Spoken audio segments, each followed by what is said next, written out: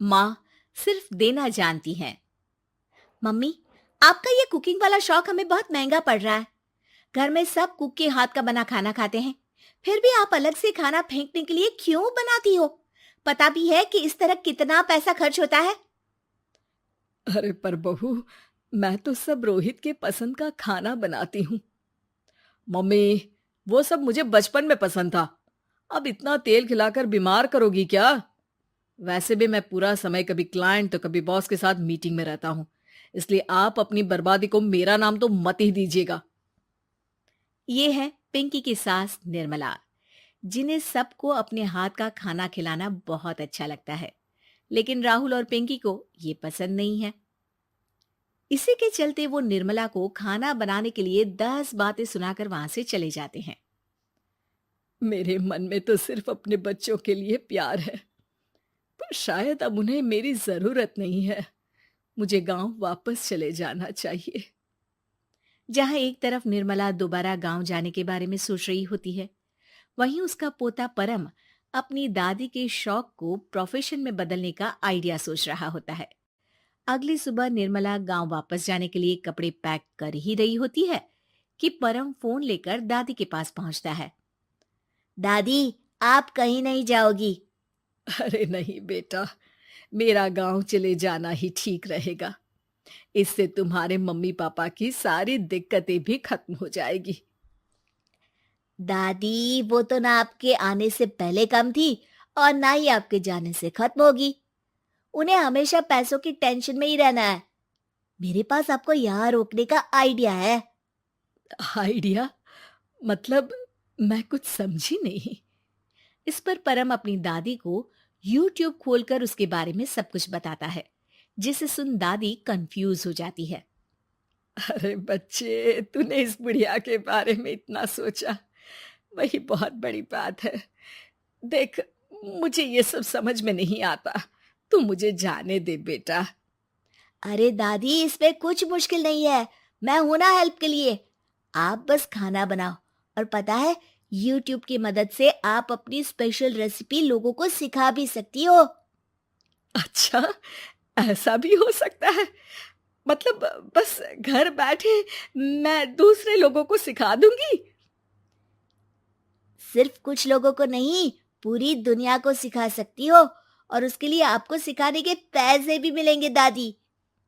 इस पर बहुत देर तक दादी को YouTube के बारे में समझाकर आखिर में परम उन्हें कन्विंस कर ही लेता है, जिसके बाद वो गांव जाने का प्लान कैंसिल कर YouTube चैनल शुरू कर देती हैं। हमने ये शुरू तो कर दिया, पर इससे कहीं रोहित और पिंकी को दिक्कत ना हो बेटा। दादी, वो आपके बारे में नहीं सोचते तो आप क्यों उनके बारे में इतना सोच रही हो? इसके बाद दादी पोता मिलकर खाने की वीडियो और साथ ही उनके ट्यूटोरियल की वीडियो बनाकर उन्हें YouTube चैनल पर अपलोड करने लगते हैं। सब खुशी से चल रहा होता है कि कुछ हफ्तों में ही पिंकी को इसकी खबर हो जाती है। हमारी पीठ पीछे घर में ये सब क्या चल रहा है? अरे मम्मी, आपको तो अपना टाइम पास करना है, पर उसमें मेरे बेटे का फ्यूचर क्यों खराब कर रही हो? पढ़ाई के टाइम आपके साथ किचन में लगा रहेगा तो फेल ही हो जाएगा ना। वैसे इस YouTube वाले के शौक के लिए आप जो फैंसी डिशेस बना रही हो, उसके पैसे कहाँ से आ रहे हैं? मम्मी, आपको हमेशा पैसों की चिंता ही क्यों लगी रहती है? और रही बात मेरी पढ़ाई की, तो आपसे ज्यादा दादी को उसकी चिंता है। इसीलिए मेरी पढ़ाई के बाद ही वो ये काम करती है। परम, अपनी मम्मी से बात करने का ये कौन सा तरीका है? और मम्मी ने पैसों के बारे में कुछ गलत तो नहीं पूछा? जब घर में हम दोनों कमाते हैं, तो ये पूछने का अधिकार तो है कि पैसे कहाँ इस्तेमाल हो रहा है। मम्मी का ये जानना जरूरी बनता है। पापा, आप अपनी मम्मी से कैसे बात करते हो, ये तो मैं देख ही रहा हूँ। तो आपके मुंह से ये बातें तो अच्छी नहीं लगती। और रही बात पैसों की, तो आप दोनों हर समय मुझसे दूर रहने के कंपेंसेशन में जो पॉकेट मनी देते हो ना, हम उसी से ये सब कर रहे हैं। इस पर परम अपनी दादी को लेकर वहां से चला जाता है, जिसके बाद पिंकी और रोहित YouTube चैनल बंद करवाने की बहुत कोशिश करते हैं, लेकिन परम ऐसा होने नहीं देता। इसी तरह महीने बीत जाते हैं। पर चैनल का कुछ खास ग्रोथ ना देखकर निर्मला निराश हो जाती है। हम इतनी मेहनत करते हैं, फिर भी आज तक मैं तेरा 1 रुपया भी वापस नहीं कर पाई। अब तो रोहित ने तुझे पैसे देने भी बंद कर दिए और तेरी सारी सेविंग्स भी खत्म होने को आई है। बेटा, मुझे लगता है कि हमें ये सब बंद कर देना चाहिए। दादी, यूट्यूब चलने में मेहनत के साथ ढेर सारा सब्र भी लगता है। देखना, कुछ महीनों में सब सिर्फ आपको ही देखेंगे, और अगर फिर भी कुछ नहीं हुआ तो बंद कर देंगे।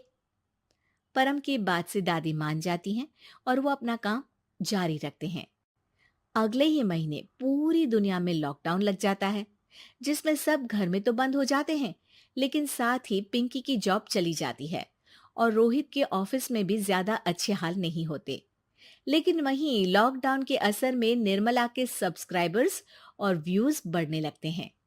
देखा दादी, मैंने कहा था ना, एक दिन सब आपको ही देखेंगे। अब तो आप बस रोज एक वीडियो अपलोड करो और जादू देखो। इसी के साथ लॉकडाउन के कुछ ही महीनों में निर्मला खाने वाली दादी के नाम से सारे सोशल मीडिया पर फेमस हो जाती है, जिस वजह से अब उन्हें यूट्यूब के पैसों के साथ पेड एडवर्टीजमेंट और पेड प्रमोशन भी मिलने लगते हैं। उन्हीं पैसों की मदद से निर्मला अब बेटे बहू की नौकरी ना होने पर घर का खर्चा भी चलाने लगती हैं, जिसे देख रोहित और पिंकी को भी अपनी गलती का एहसास होता है और वो सब मिलकर निर्मला को सपोर्ट करने लगते हैं।